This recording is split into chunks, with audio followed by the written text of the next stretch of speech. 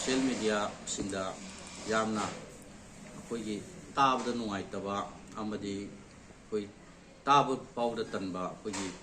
MLA अखोगी पवनलेन हाउकिपना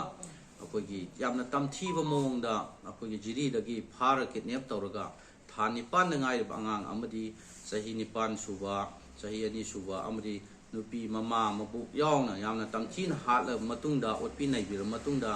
कोई थादरकपा Barack गी Tourane सिदा मधुगी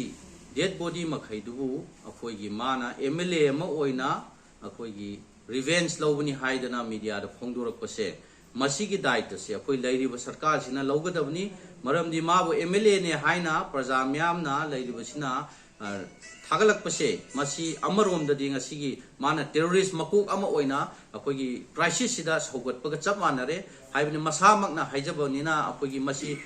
टेररिस्ट मकोक ने हाइना लौगनी कुकी नर्को टेररिस्ट की मकोक ने माना इंजलगा थोनबा लाने हाइबसि मा मयेक सेंगना लौरे अमदि लोइना लैरिबा एमएलए मापन सिसु अखोई अथुबो मतमदा डिस्क्वालिफाई तौबि अमदि पवनलेन हाउकिपि मथकदा लैंगाकना एफआईआर पानबिरमा अथुबो मतमदा मतिक चाबा चराक पिबियो हाइजरी अमदि ngasi अखोई लैरिबा कक्चिंगी सिविल सोसाइटी की अपुनब लुपना यामना हाईली कंडेम तौई अमदि गवर्नमेंट ngasiगी हाइरिबा पवनलेन हाइरिबा एमएलए सी मासी मसामंगना ताकचरे मासी मणिपुर की यावलोय अखोगी इंडिजिनियस ओइबा कइनो नत्रे हाइबसी ताकचरे अमदि लैरिबा पिखरब अंगांग था निपान सिबु तमचीना हाटपसिबु अखोगी माना लमन कुंबनी हाइना कुकीसिंगना हाइना इरकपसे मसीगी दमकता गवर्नमेंट अथुबो मतमदा फारगा डिस्क्वालिफाई तबियो हाइना अखोई ngasi लैबा मीडिया लाक्रिसिंगी थोंदा अखोई सीएसओ कक्चिंगी अपुनबा लुपसिना